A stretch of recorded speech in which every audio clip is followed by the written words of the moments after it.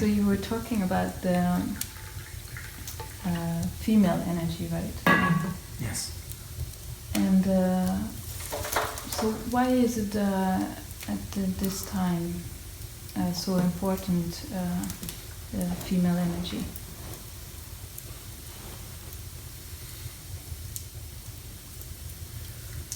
Well, the female energy has always been important. It's not just at this time.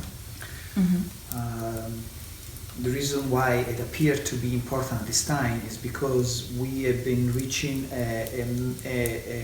this harmonic male energy is reach points that is causing so much suffering in the planet.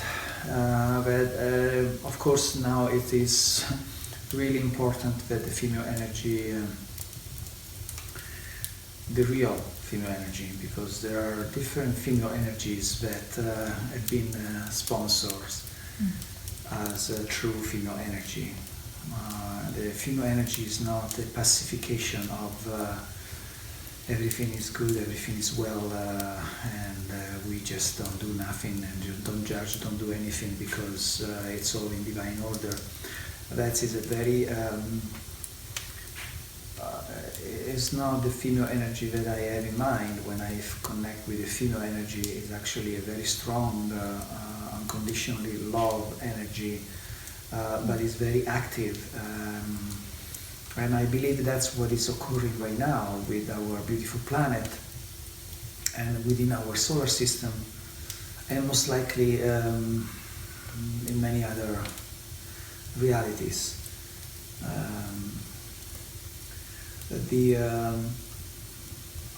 It seems like, it feels like our Mother Earth, which is a conscious being, and it's actually the personification of who created us is our Mother Nature, our Mother Earth. And the planet, who is a living, conscious, breathing, extremely wise and very loving being, is at this time attempting to correct mistakes that have been occurring in this transformational center, which is called incarnation on Earth. And so these mistakes are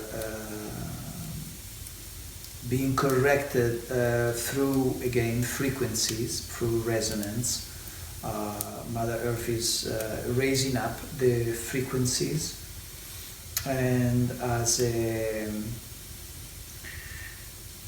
a consequence of this occurring, all the deceptions, all the lies, all the misguiding informations that that have been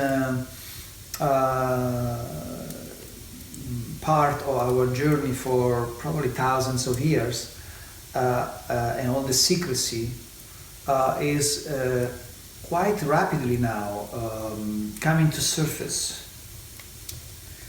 and we need to start to acknowledge all these deceptions that we have been taken as truth, as real. It is very challenging for most of us because we are so self-identified with this artificially created reality that is really, really scary to let go of it. Because our identity is being lost into this mirror that is mirroring us a reality that is distorted. So the biggest challenge right now for us is to face the quite intense metamorphosis that we need to endure in order to be successfully going back to our true origins and bring back this earthy experience to a more loving and less dramatic, less separative experience. I don't believe that this experience was meant to be so painful. There is an incredible amount of pain that is being experienced in this reality, in this earthy experience. That it is already getting out of hand. It's really too much, and so something needs to be done to stop it. And that's exactly what is happening. That's exactly what will happen in the next probably few years and few decades, or maybe a few hundred years. But the process is already started, and it's quite rapid. It cannot be. I understand that it cannot be too rapid, as much as some of us would like to get things going. For the majority, it has to go slow, because it is like the example of a person that has been in jail for 34 years. And all of a sudden they tell you, they open completely the door and they say, now you can get out. It's quite scary, because the reality that the person that has been in jail for 4 years has to face is so overwhelmingly different and unknown at this point, that the person that is in jail most likely will try anything as possible to stay actually in the prison, and even to deny that the door is open. And that's exactly what's happening right now. In my opinion, all the doors of these prisons right now are open or semi-open. And the reason why it all still feels a prison is because most of us are still very scared to cross the door. Even to acknowledge that things are happening is already too scary. So, I find it very understandable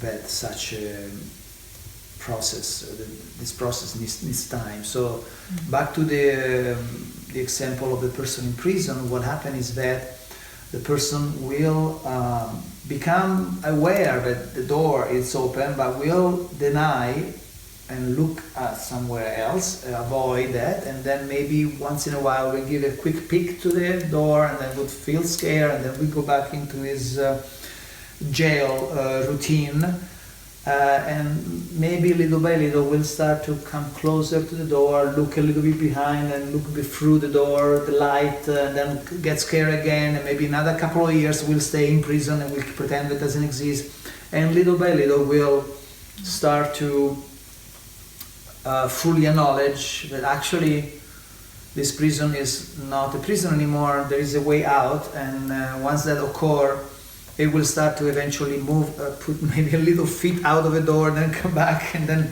and gradually get out.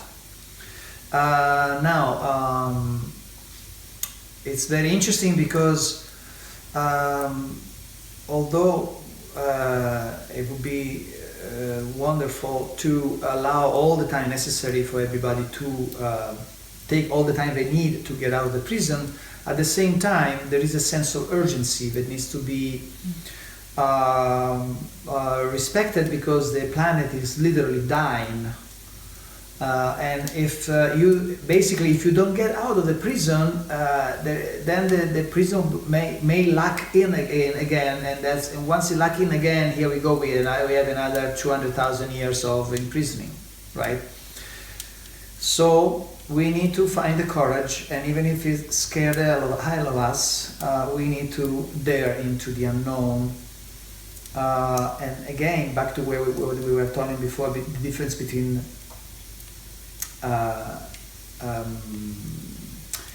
resonance and what was the other thing?